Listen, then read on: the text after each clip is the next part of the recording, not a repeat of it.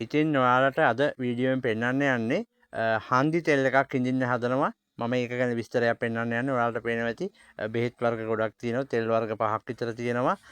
තල තෙල්, එරඬු තෙල්, කොහොඹ තෙල්, මී තෙල්, පොල් තෙල් කියන පස් වර්ගය. ඉතින් මේ පස් වර්ගයයි ඖෂධ වර්ග 20ක් විතර අරගෙන තමයි අපි මේ හන්දි තෙල් එක හිඳින්නේ.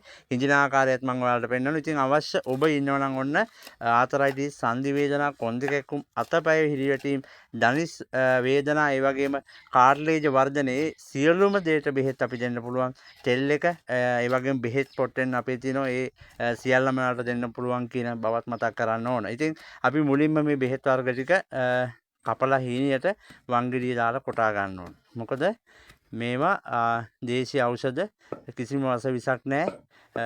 පෙතිකරල් බිව්වොත් ශරීර අහිත කරයි. නමුත් මේවයි ඖෂධීය ගුණ ඉහළයි.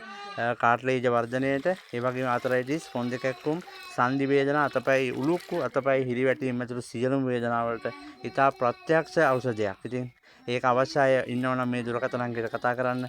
අඩු මුදලකට දෙන්න, ලොකු ගණන් එපා. මොකද මේ ගමේ දේශීය බෙහෙත් ඒකින්ද. ඉතින් ඔන්න ඔය විදිහට අපි හදාගත්ත ද්‍රාවණය නැත්තම් අපි බෙහෙත් ඖෂධ ටික කොටලා මිරිකලා තමයි මේ විදිහට හදාගන්නේ. ඉතින් ඊට පස්සේ අපි මුලින්ම තෙල් වර්ග 5 එකට අරගෙන ලිපේ තියලා ඒක ගානට රත් කර ගන්න ඕන. ඔයාලට පේනවා ඇති මම තෙල් වර්ග 5ම එකතු කරනවා. මෙන්න මේ ආකාරයට ලිපේ තියලා ඒවා ඔක්කොම කලවම් කර ගන්න ඕන මුලින්ම.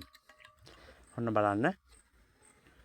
මේ විදිහට ලිපේ තියලා කලවම් කරලා ඊට පස්සේ අපි කරන්නේ අපි හදාගත්ත බෙහෙත් ඖෂධ ටිකේ ප්‍රමාණය. ඒ කියන්නේ තෙල් වගේ ප්‍රමාණයක්ම තමයි අපි බෙහෙත් ඖෂධ යුසර ටිකත් අරගෙන තියෙන්නේ. මේ ප්‍රමාණයත් මුලින්ම චාචියක් ලිපේ තියලා අපි ඒකට මුලින්ම දාගන්නවා. ඔයාලට පේනවා හොඳට ඝනට තියෙන කොළ කැඳ එක වගේ.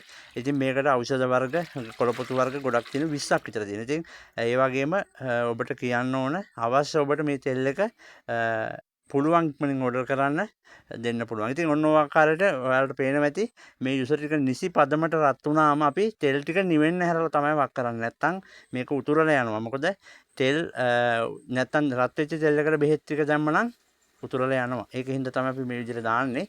ඔයාලට පේනවා ඇති ක්‍රමයෙන් මම එකතු කරනවා.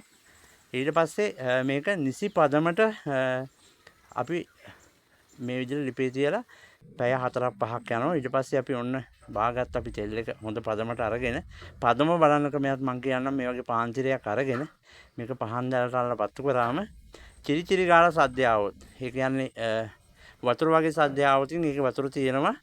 නැත්තම් හොඳටම දැල්ලුනොත් මේකේ කිසිම ජල කොටසක් නැහැ. කියන්නේ හොඳ පදමට තෙල් එක ඇවිල්ලා. ඔන්න බලන්න.